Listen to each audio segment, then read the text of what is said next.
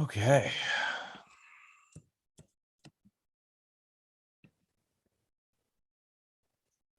I cannot believe what has happened. I'm losing my mind.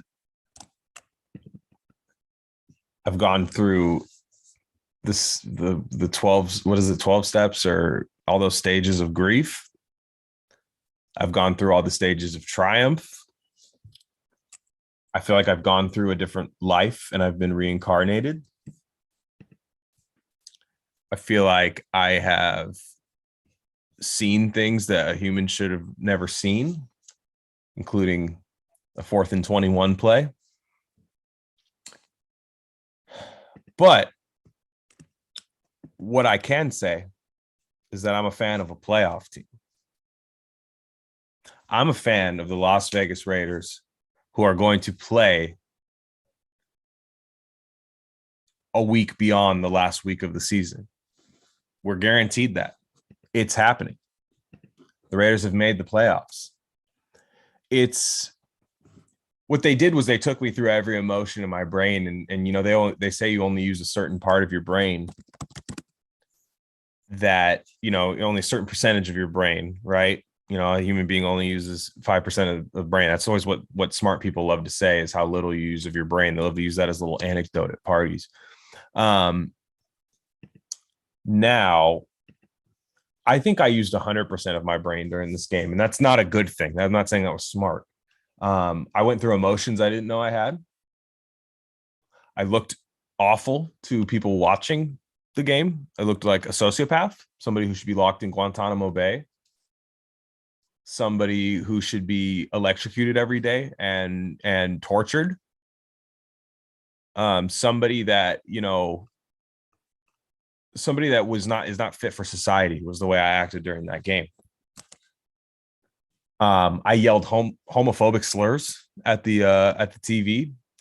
I'll be the one to admit it. I know a lot of people do it, but yeah, I had words for Justin Herbert. Some of them ended in T, had a couple, started with an F, but Gus Bradley got that too from me. But the Raiders won 35-32. And sorry, I'm just tweeting out the link right now. I'm still processing this. I feel like this has a different rhythm, right? I feel like this is the Mariota package after I was running the Carr package. Everybody's got to adjust, right? And I don't even know where to start. I'm truly speaking from the heart in this stream that the Raiders are in the playoffs in a season, and I understand there was an extra week in the season, but this season felt like an era of football. If I'm not, maybe I'm sounding crazy here, but like it felt like an era, right? Like it felt like a whole coaching era, like a 4-year coaching era in one season. And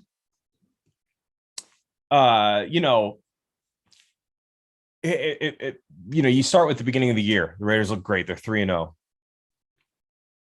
And they take out the Baltimore in overtime. Hell, what did they have? 5 overtime wins this year, right? Not to spoil it, but there's been a lot.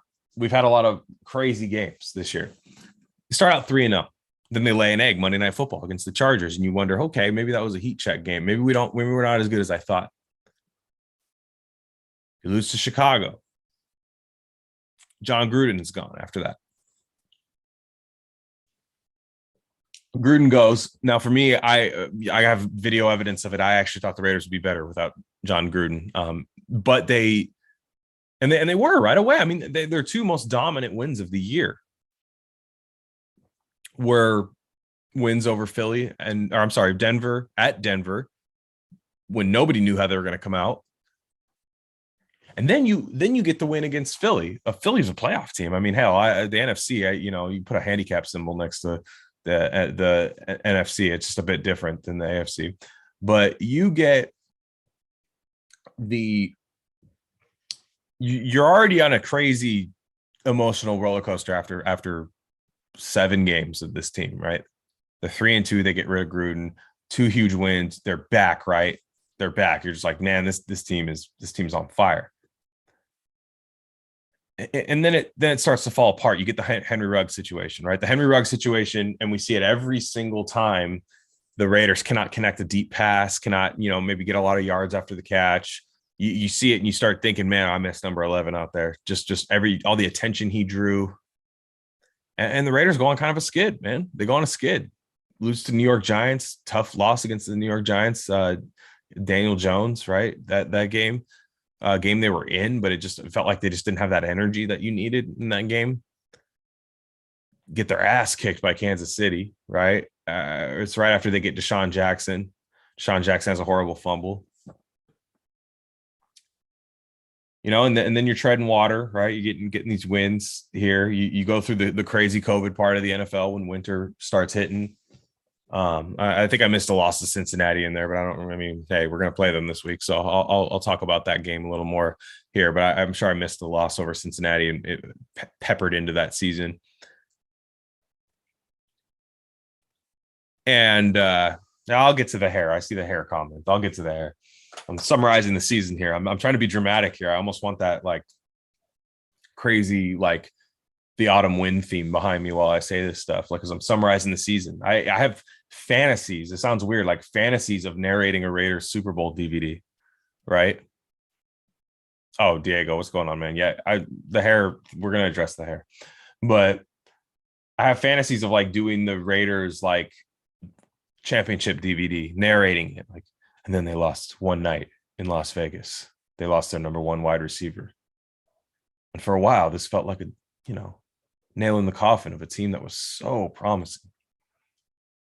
And then, bounce back at the end of the year. But where are we at here? Okay, right. So then the Raiders end up having some get right opponents. You end up having a super distraught Cleveland Browns team that was just kind of in turmoil, missing a bunch of guys in COVID. They take down Denver. Meanwhile, I got this hat during that time. I got this brown hat, which is, I believe, 3-0 right now. It's not leaving the head for Raider streams. I'm just telling you right now, it's not leaving the head until they lose, at least, right? And you get to the point where you lose a game against Washington, and that game against Washington really hit hard when they lost that game. And if they were to miss the playoffs, that's where I would probably say the season was lost, right? Because the New York Giants wins right after Henry Ruggs, the Chicago losses during all the crazy Gruden stuff. So the team's obviously distracted, but that Washington loss was the one that was like, man, you really had to win that game. You just had to win that game. It was there in the grasp. It was just, you should have won that game. So they don't, but they bounce back. They knock out Denver. They lose to Kansas City one more time, but hey, that's to be expected. You take down Denver. Then they win this game against Indy last week, which I just didn't think they had a chance in that game, to be quite honest. I just didn't. It just didn't seem like a good matchup, but they squeak one out. And that brings us to tonight. I watched that must have been a 4-hour football game. I believe there's gray hairs on my head that in my hair, which eventually, I'm not cutting the entire thing off. I will say this right now. The Raiders have made the playoffs. They went 10-7. That might have been my prediction at the beginning of the year, actually. Maybe if somebody's been listening to this for a long time, did I say 10-7? I might have said 10-7 at the beginning of the year. Yeah, I either said 10-7 or 9-8. I might have said 9-8. Nonetheless, close enough. I'm going to take a few inches off, like an inch or two off the hair. I got to get it off my shoulders. That was the plan anyways. But that's going to happen. I'm not cutting the whole thing off. We're not taking, razors. We're not buzzing this shit. It's not happening. That's just not happening. I've a very, okay. So I'm on the record of 10-7. Okay. Not to brag. We're not going to brag. We got to be professional. We're not bragging about record predictions here. So, and thank you, Javier. So I'm going to take a little bit off the hair, but I have gray hairs here. I think that didn't exist before kickoff. Yes, that's right. Matt and I did. I now it's coming into my head like a flashback sequence in a movie. Matt and I did both predict 10-7, which is wild because it's like I'm right, but it still feels like such a shock. Like I predicted 10-7. I'm like, what? Now I'm like, how the fuck did we go 10-7? We did though. And I think the Raiders earned it. Hell, I don't care about beating a decimated COVID Cleveland team. Guess how many breaks the Raiders never get, right? And I'm not even saying it in a conspiratorial way against the NFL. I just mean these like random things that just don't go our way, right? It's like a Harvey Dent coin flip, and then you find out both sides are tails, and you picked heads. But nonetheless, tonight, this game, wild, just insane. I went through every emotion that's ever been invented or noticed. If there was a doctor watching me, like an MK Ultra CIA doctor, he would have found out new things about humans by the sounds, emotions I was making during this game. So, where do we even start with this game? This might go long tonight. I appreciate I got a few people watching right now. I didn't think any of you would actually watch now. I figured you guys would watch tomorrow. But then again, how can we sleep after this as Raider fans? If you're on the East Coast, you're a savage right now. You're an absolute savage. 1:30 in the morning. It's only 10:30 where I'm at. But it starts out, Raiders get that 10-0 lead. Now, did that feel familiar to you guys? To me, it felt familiar when the Raiders started out 10-0, and it just didn't really even feel like we had the lead. Like it was like, okay, we have a lead, playing okay. You get that really nice classic 2021 Raiders, 2022 now, I guess, Raiders. Like you get that crisp start where you're just like, oh, this is beautiful. But I didn't buy in. I said 10-0. That's not going to work. That's not going to work. 10-0. No. We, keep it going. And then the Chargers are not playing great, but then it becomes a 14-10 game after a while. They're picking us apart. You start to see that Gus Bradley soft zone. He's not off the hook for this. I'm happy. I'm very happy. I'm a very grateful person. I feel like I've had spirits summoned. I feel like I've communicated with older family members that I've never met, from 100 years ago. I feel like a lot of things have happened. But I have not forgiven Gus Bradley for what's happened tonight. Haven't forgiven him. Sorry, just hasn't happened. We're not there yet, Gus. It's right after the game. Maybe I'm a little emotional, but I have not forgiven him for playing that soft zone all fucking game. So Herbert picks that apart. A couple Austin Eckler touchdowns after just long paper cut you to death drives. The drives I love when the Raiders do it, but when it's done to us, it's samurai seppuku right through the gut. Honor killing, of myself whenever I see it happen to us. Now, it's 14-10, and then the Raiders, you see another tide change, right? You see another momentum switch. Raiders put together a really nice drive before the half to get a nice, I will say the guy interfered with Zay Jones, but the throw was not catchable at all. We get the touch, we get the ball at the 1 yard line, score the touchdown before the half. They took the knee. And I saw a lot of people getting mad at Rich Bisaccia about that. It took the knee right before the half. I didn't hate that. Pressure was getting to Derek Carr early. The last thing you want to have happen is a sack fumble there. Chargers get a cheap field goal out of it. I understood taking the knee. If there were about 20, 25 seconds, yeah, you run a play. But with 10 seconds, that made sense to me. I've been critical of Bisaccia and the coaching staff, but I can't be mad at it. That's something I would have done too. Brandon Staley had some weird moves in this game, right? And I think this is in the third quarter when the Chargers go for it on fourth down inside their 20, like literally in the red zone. Now, the Raiders don't make them necessarily pay, although Darius Philon had just some incredible plays tonight. It was just Philon on Matt Filer crime. Philon on Filer crime was at an all-time high. He was whipping Matt Filer's ass, who's not a bad lineman. Max Crosby went insane on Storm Norton, who is a bad lineman, but you're talking about a really good defensive end on a bad tackle. That's the matchup where everybody's scared, and it's as bad as people think. He was in Justin Herbert's ass. Not like that, but like that. And he was all over him. Darius Philon was whipping their ass up front. I mean, I'd argue both lines got their ass kicked, to be honest. by the defensive line of each team. Raiders couldn't run it at all. That's something that came alive in the second half. I'll get to that in a sec. But the defensive line, I feel like, really, really played their ass. I thought Quentin Jefferson had some incredible plays. Yannick, he takes and he gives, right? You see a bad Yannick play, but then you see just some brilliant stuff that he'll do. So I thought he played a pretty solid game too. Perryman was great. And I thought Diablo flashed at times. Roderick Teamer flashed at times. Brandon Faison, you have the illegal contact early. It's it is what it is. It wasn't a great play, but at the end of there was about 3 more hours worth of game after that. So it's like you almost forget about that. And but I haven't forgot about the soft zone that Gus Bradley was playing. You get to a point where you're up 29-14. You get an interception on Justin Herbert, getting pressure on him.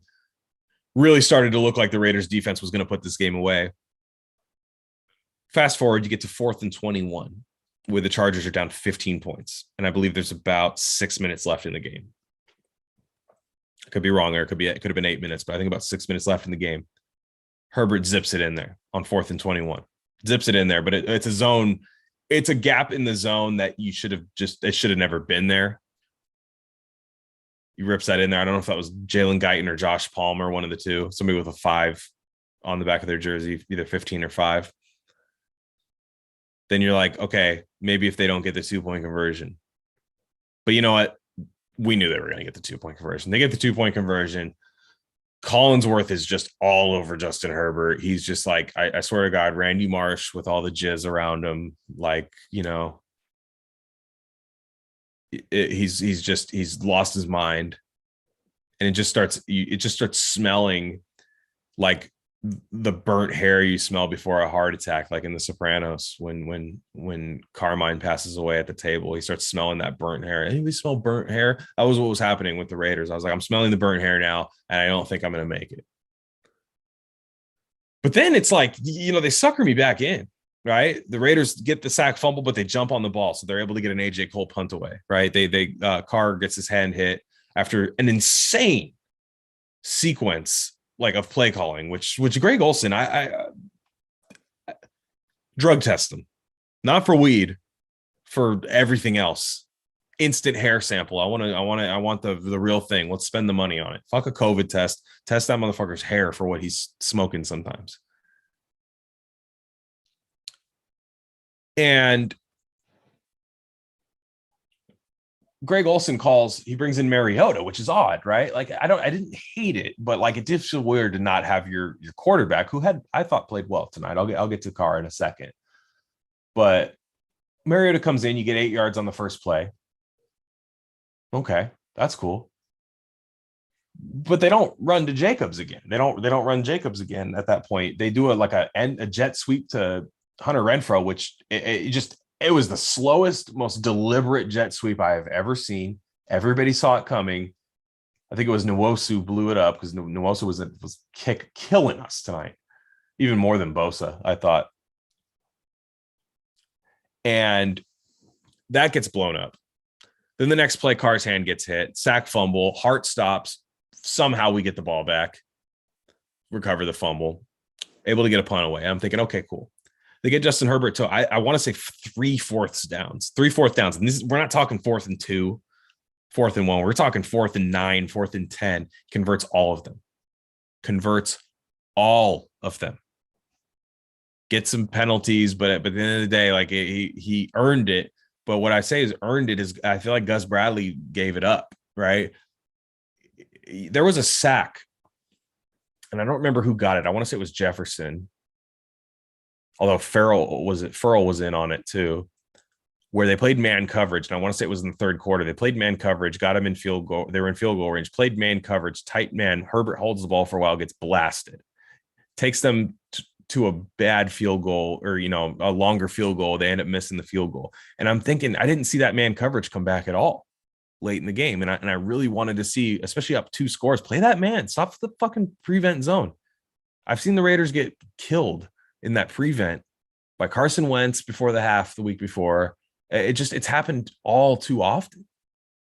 play man. Like the corners, I thought played well when you just let them match up with wide receivers, go one-on-one. I thought they won more battles than they lost. But if you give them this little sliver, because Herbert is so deadly against zone, it was killing.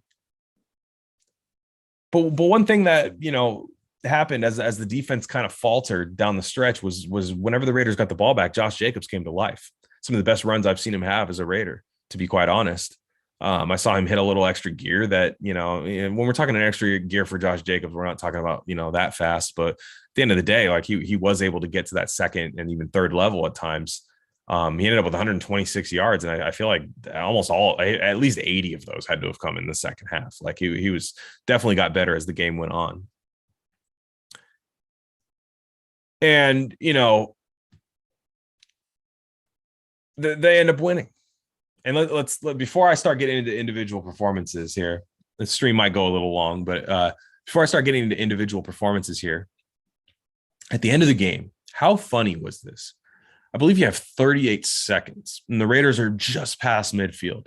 And Brandon Staley calls a timeout. Mind you, the scenario is that if the Chargers and Raiders tie, which was a laughed about scenario, you couldn't even bet on it. They were taking it off of sports books before the game, which is very odd, but they were taking that off the probability to tie because because it was so beneficial to both teams to tie.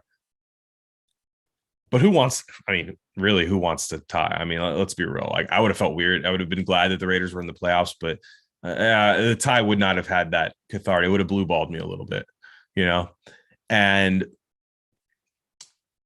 but why does Brandon Staley call the timeout there? What was he going to do? Because even then, and I'm not saying it's impossible, but even then, you run one more play and then punt it. You have no timeouts and probably 30 seconds left. Yeah, I guess that's not nothing, right? I mean, especially if all you need is a field goal. But that just felt weird, man. The fact that, like, there was a thing, I believe it was Austin Eckler was talking to Trent Sieg, the long snapper, or somebody like that in Barstool. There's a link for it. I retweeted it on my account if you want to see it on at Glen Rockney. It's from Barstool. You can see, I don't know if it's Austin Eckler or some bald motherfucker for the Chargers is looking at looked like a long snapper, that kind of number, like a 47 thing for the Raiders. Didn't recognize him too much, but he was saying, were you guys going to kneel? And the dude was like, yeah, I think so. So I think like the Raiders were going to allow a tie to happen after they passed midfield, or at least, kind of like gentleman's agreement to that. But then Staley calls the timeout. Then all of a sudden Josh Jacobs Derek Carr completes the pass to Zay Jones, which I thought was his best throw of the night.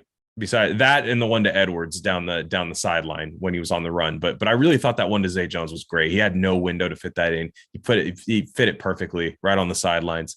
And Zay Jones is not a complete wide receiver. He's got his limitations, but I think he's played without his play down the stretch. I don't think the Raiders make the playoffs. But then the Raiders get in field goal range after another great run by Josh Jacobs. And then they kick the field goal, and you're at 2 seconds left on the field when the field goal is kicked. And in my head, you know how much PTSD I have as a Raider fan? That I was like, the only way we lose in this scenario, the range of outcomes, is that what if they block the kick and scoop and score it? And then like no joke, like I would have just thrown myself off the balcony. Like just like, that's it for me, guys. Like I don't know if this world's for me anymore, guys, if that ended up happening. But there was like that little like insane like thing in the back of my head. That's how much PTSD we at least I do. I don't know if you guys are the same from being a Raider fan for this long. But Daniel Carlson, I mean, the guy's that dude is packing a fucking eggplant emoji in between his legs, man. I'll say it. I don't care. It's not gay. I don't mean it in a gay way, but like he's packing, because that dude nails kick after kick.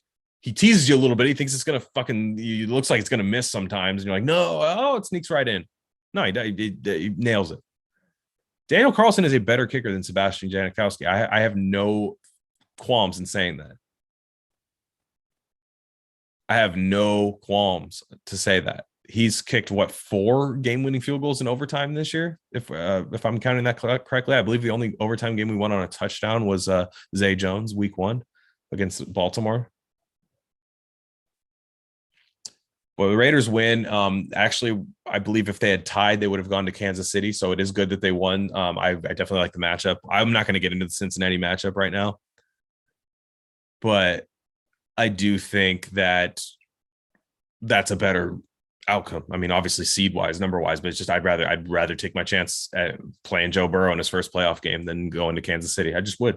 I just would. Cincinnati's a great team. They're hot right now. They look good, and they can play ball. I mean, they got weapons all over, weapons galore. But hey, I'm not saying they have rough big game losses just like we do. So we'll see. And okay, let's get to some individual performances here. Derek Carr. Look, there are some people that if Derek Carr does not hit every single throw, they are like ready to move on. They're looking at mock drafts. That's not me. Now, were there times where I was completely frustrated with him? Absolutely. He missed Zay Jones on the deep ball early. He was wide open. Literally, I don't even care if that plays a touchdown or not. You have to hit him somehow.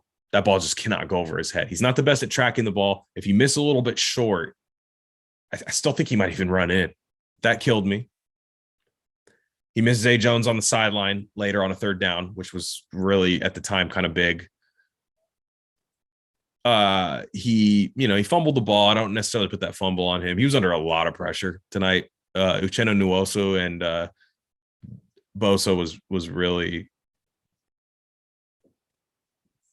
but Bosa looked really good. And he was going up against especially later in the game, he was rushing a little more on Brandon Parker, but whoever was on Brandon Parker was just like Parker was paper mache tonight. I thought John Simpson had a pretty tough game in pass protection. He was letting Kenneth Murray walk him into the back of the quarterback. Yes, and he missed Waller late. I will say that was a bit tougher of a throw, and that him and Waller Waller looks a little rusty, and Carr and Waller look a little rusty together. That just doesn't seem quite there yet. That's going to need another week, I think. But yeah, no, nonetheless, could have ended the game on that play. Absolutely. That being said, I thought he played winning football today. If you remember, if you watched my last show with Matt Fallon, I said, now I may have gotten the Raiders record right this year, but I did not get this game right. I didn't think the Raiders could win this game if the Chargers scored 30 points. I was like, there's no way they win in a shootout. That's what they did. They won in a shootout. And Derek Carr led an offense that scored 35 points, right? Had help from the defense. This team football defense made some really nice plays in this game, especially early. And in the second half, they really got going. And I'm just mad at Gus Bradley. That's all it is. Individual players, I thought they played their ass off. But I thought Derek Carr played great. And I think as Raider fans, we tend to put everybody on our team under a microscope, but we watch everybody else kick back on the couch. If they miss a throw, not a big deal. If they make a throw, it looks great, And we compare everything to Derek. Oh, Carr would have missed that throw. Ooh, Carr would have got sacked there. Ooh, Carr would have fumbled there. But, like quarterbacks do make mistakes and they do miss throws. And to be fair, Derek Carr is throwing to Zay Jones. Hunter Renfrow is fantastic. Running backs aren't really a huge pass catch threat in this offense. Was missing Waller for 5 straight games. And Waller today clearly did not look the same. I mean, he had a bad drop and just he ran a bad choice route. I want to say that intentional grounding. A lot of people put that on Carr, but I feel like Waller should have kept running to the sidelines, just to be in the vicinity. That was kind of weird. He just, that hasn't looked quite right yet, but he's not throwing to a lot of great guy. He doesn't have angled, there's guys on this team that he's missing. Ruggs, of course. This team was planned to have Henry Ruggs for the next 4 years, at least. Or at least 3 years after this. But that's not going to happen. And, And yes, I did talk about the fourth downs. If you want, the stream, of course, will be up. You could always watch the beginning of it another time. And I just thought Carr played winning football. And at the end of the day, what do we ask Derek Carr to do? What have we not seen Derek Carr do objectively? Right? You could have any opinion of Derek Carr, but at the end of the day, he has a losing record as a quarterback. But he played winning football today, and that's all I asked him to do. I thought he played a lot of winning football last year at times against Miami, right? On a fucked up groin and stuff, but they blow it at the end. And I thought we were headed there again tonight. Carr had them in a position to be up 29-14 in the fourth quarter, and they gave up a fourth down and 21 touchdown, and then 3 more fourth downs after that, if not 4. I want to say, I don't have the numbers. I don't chart games. I just drink beers and go through manic episodes during games. It's kind of a cool talent that I have to just have complete meltdowns during games. I'm watching the highlights right now. They're putting it on NFL Network. It's just like, I can't believe any of this stuff happened. I mean, it just showed the Austin Eckler screen touchdown from the second quarter, right as the 2-minute warning hit. That feels like it happened last week. And how about this play, dude? I'm watching right now. A really undercover play at the end of that half was that Jalen Richard first down on the halfback draw. I mean, the Chargers gave up a 4th and 19 or a 3rd and 19 right then and there. That was maybe not just as bad as the 4th and 21 that the Raiders did, but they were able to get that and then get the personal foul or the pass interference call against Zay Jones to get them at the end zone. I mean, right there, are we even in this game if that happens? I mean, the Chargers at the end of the day could be up 14-10 at the half. Who knows? Maybe they even get the ball back, to be quite honest. If Richard doesn't get that first down, they might have made it 21-10 at the half. Then the Chargers are able to run Eckler better for most of the time for the rest of the game. And the Raiders aren't able to get that pass rush going, which really, kept them in this game on defense, at least. That's a pivotal part in this game where Jalen Richard gets that first down.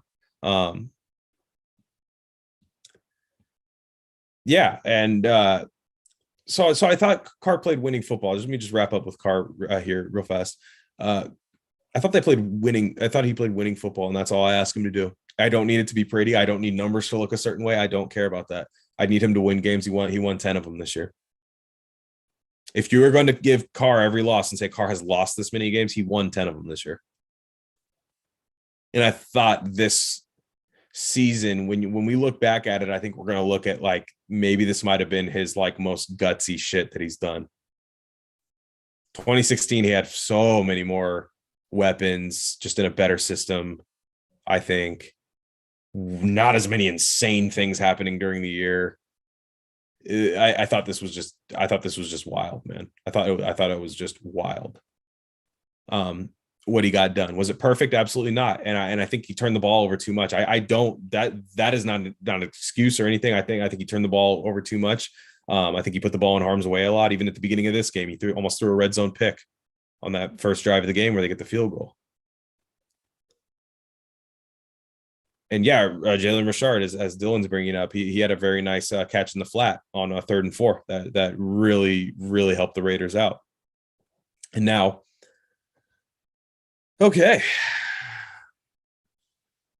And yeah, so that's it on Carr. I'll reflect on it a little bit more. But another person I thought that was just phenomenal today. Phenomenal. And he has been getting, there is this weird faction of Raider Nation that downplays the success this man has and just the overall improvement that he has shown in 3 years in the league as a 4th round pick. And that's Max Crosby. Max Crosby absolutely destroyed Storm Norton tonight. Just insane. Pornhub drums, like that comes in. Max Crosby just raw dogging Storm Norton. I don't have a link for that, so yeah, stop it, you weirdos. But I'm getting a question. Have your thoughts on Andre James changed? He played well. I only saw him block on that halfback draw, which is really nice, but no, not really. I think I want to address center next year. Andre James ain't it. I thought there were plenty of plays that got blown up in the backfield in the run game. He has it. I just don't think he's it, but that's fine. We don't have to focus on that. It's just a question in the comments. Max Crosby. If you've been listening to this show since I've had it, which it's been almost 2 years now since I've had it, I've been a little critical of Max Crosby before this season. I didn't think he won early against tackles. I thought whenever he played a really good tackle, he was nowhere to be found.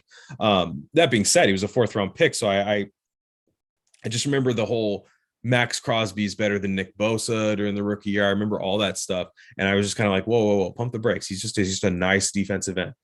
This year, he became dominant, I thought, and a lot of Raider fans were mad for a while. He was on a drought for actual sacks, quarterback sacks, where he gets them on the ground, but yet he is amazing at getting pressure on the quarterback.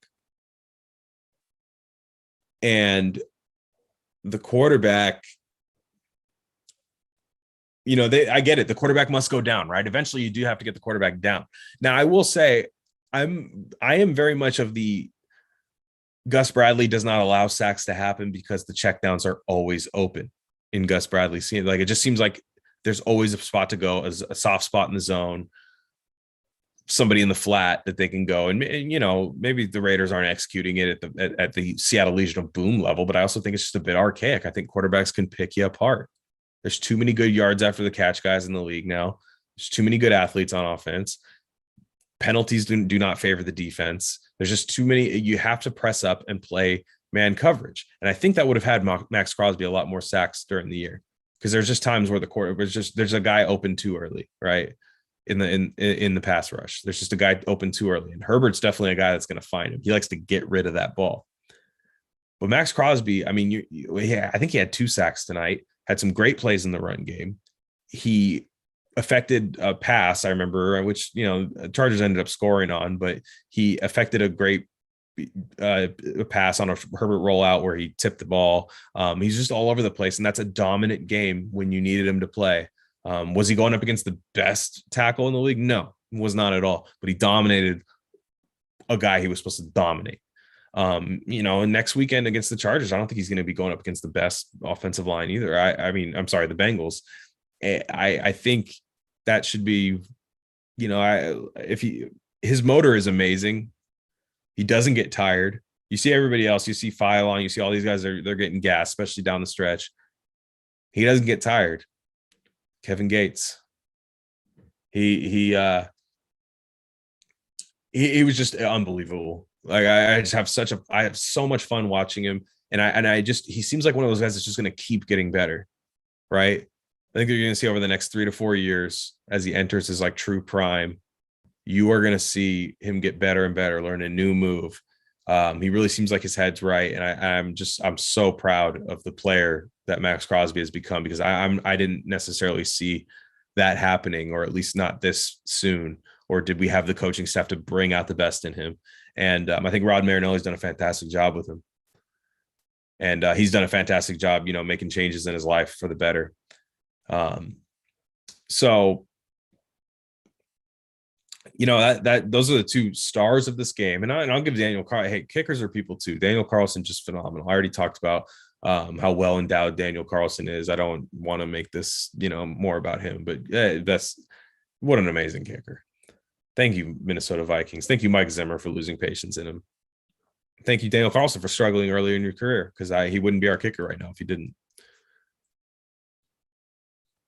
So, I'm probably missing a few other things. This is just an somewhat instant reaction to the game. I'm wired. I'm amped. This is wild. This feels foreign. This feels unknown. I mean, the last time the Raiders went to the playoffs, I was sad because Carr broke his leg. I wasn't enjoying it. And I don't expect to beat Cincinnati. It's going to be tough. They're a red hot team. I don't expect it. But you know what? Right now, this game meant more to me than I even think since he does next week, to be quite honest. I might just be saying that now, but this was the one I needed. This was the one I needed. I'm watching all day. Jacksonville takes care of business. The Steelers lose or Steelers win, and it just barely. And I'm like, you know what? Of course, right? Of course, this game has to mean it all tonight, right? Like, why would it? Why would we be posed with any other situation? Why would I think that the Raiders would just get a nice lucky win from two other teams? Then you could start Marcus Mariota tonight or something. Rest some guys. But you know, would you have it any other way? I mean, this is insane. Truly. Wild day of football. I watched the Niners come back against the Rams. I mean, that was insane. Just I watched that Steeler game. I watched three games go overtime. Yeah. Did the Niners go overtime? Yeah, I think they did. And yeah, no, I don't know how much more I could say. I don't know how. It just feels really good to be a playoff team. I don't really care about the coaching thing right now. A lot of people are saying it's Harbaugh. A lot of people are saying they're trading for a coach. I don't think anybody knows truly right now. I think people might have their sources or whatever. I don't have any sources. I have people that tell me what they think is going to happen or what they've heard is going to happen. I don't have any sources. I don't really care about that right now. I don't care what this means for Rich Bisaccia. But I will say it's just a fantastic job by this team. I'm proud of them. I think they frustrate the hell out of me. There are many times during the game where I say, why do I like this team? Why do I care? Why do I just torture myself with this, But there's nothing better than your team winning. There's nothing better than your favorite team in your favorite sport getting a huge win against a team that you hate to get you into the playoffs, right? Maybe the only thing better would be winning a Super Bowl, but I have no idea how that feels. I would be lying if I said we're going to feel that this year, right? I don't know. I'm not sure we have it in the cards, but I know one thing is that this team has not given up, and they've had many opportunities to do it. I've been very critical of this team. I would imagine I'm probably the most critical Raiders podcast out there, and I don't regret being critical. However, I will admit when a team perseveres and outplays probably either their talent level or at least the expectations and the circumstances they're in. And that's what the Raiders did. This is a playoff Raider team. Raider fans, you should enjoy it. We have until Saturday to enjoy this. And I think we have a game that does not feel insurmountable on Saturday. It doesn't feel like an absolute guaranteed loss. I don't think the Raiders will be favored. I'm not sure I'll predict them to win, but I want them to battle. I want them to play hard. And I'm proud that Derek Carr gets to play in a playoff game, man. Truly, he's off that weird list with like Archie Manning, most passing yards out of anybody who's never played in a playoff game. He's off that list now. He's going to play in a playoff game. So, guys, that's going to be it for me. I really appreciate you guys for tuning in. I had a decent amount of viewers this time. I'll have another stream for you this week. And then, hey, man, if the Raiders win a playoff game, I'm on. They play at 1:30 on Saturday. I'm there if that happens. If not, yeah, you might get one the next day. But Raider Nation, enjoy. Have a safe week. If you turned up like crazy tonight, please don't drive. We've seen that firsthand, how that can hurt the team, and it hurts non-athletes even more. Trust me, when that happens. So everybody, take care of yourself. Have a good week. Follow me on Twitter at Glen Rockney. Love interacting with Raider fans. It's very fun. Love talking shit. Love all that stuff. Peace out, guys. Everybody have a good one.